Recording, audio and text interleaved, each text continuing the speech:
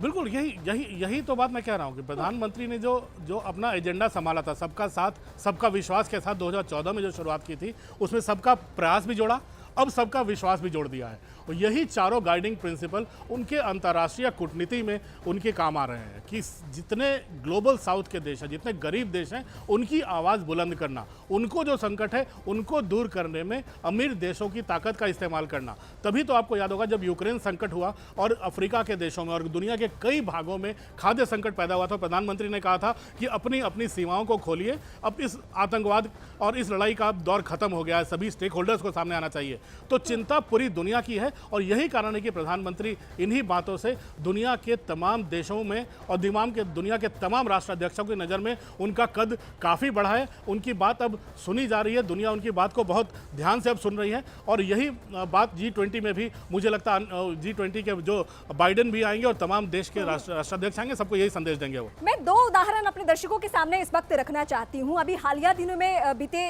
1.25 साल पहले जब रूस यूक्रेन का युद्ध हुआ, अमिताभ जी, भारत चाहता तो खामोश रह सकता था क्योंकि रूस से हमारे बहुत पुराने बहुत प्रगाढ़ संबंध हैं, लेकिन वहां भी भारत के प्रधानमंत्री ने खुलकर कहा हम शांति प्रिय देश हैं, हम चाहते हैं कि रूस और यूक्रेन का जो भी विवाद हो वो खत्म हो जाए। ये उन्होंने 1.25 साल पहले भी ये बात कही थी और अभी हालिया दिनों में भी उन्होंने दोहराई है। कोरोना के वक्त में अगर उन्होंने ताकतवर देशों को अगर सहायता पहुंचाई तो उन तमाम छोटे छोटे देशों को भी वो साथ लेकर चले जिन्हें बहुत जरूरत थी कि भारत हर स्तर पर उन तक मदद पहुंचाए।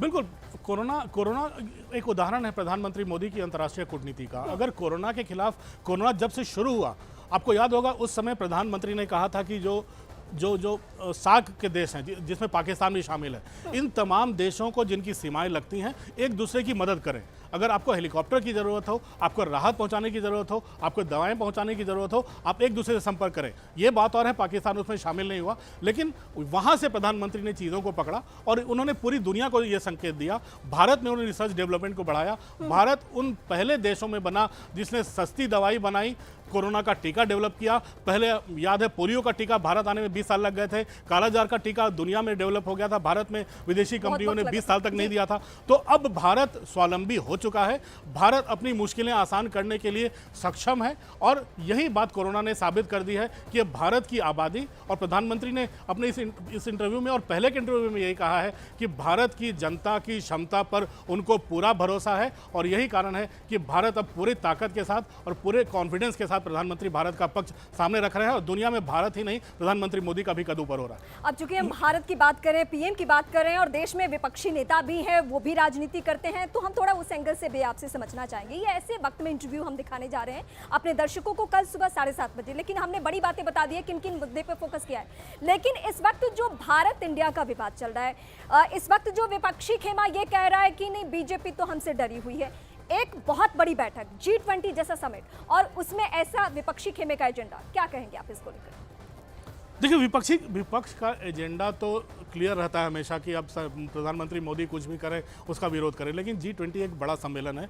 मुझे याद है 1900 हो सकता है मैं स्कूल में हुआ करता था, लेकिन भारत में नॉन अलाइंड मूवमेंट समिट हुआ था, इसी विज्ञान भवन में हुआ था और कितना हाइप हुआ था उसमें। फिदल कास्ट्रो आए थे क्यूबा से, उनको लेकर कितना हाइप किया था। दुनिया भर के 80 देश भारत आए थे। मुझे लगता है दूरदर्शन उस समय एकमात्र चैनल था जो लगातार उसको दिखा रहा था। तो भारत अगर ऐसी चीज़ें, ऐसी बैठकें आयोजित कर रहा है तो मुझे लगता है तमाम पार्टियों को, तमाम विरोधियों को, तमाम आलोचकों को इसमें साथ आना चाहिए कि कम से कम भारत तो आगे बढ़ रहा है। इसमें प्रधानमंत्री का मान भले ही बढ़ रहा है, लेकिन इसमें भारत की वाहवाही हो रही है और आने वाले दिनों में जी बिल्कुल इस पे हम बहुत बात करेंगे क्योंकि ये बहुत बड़ा मुद्दा है।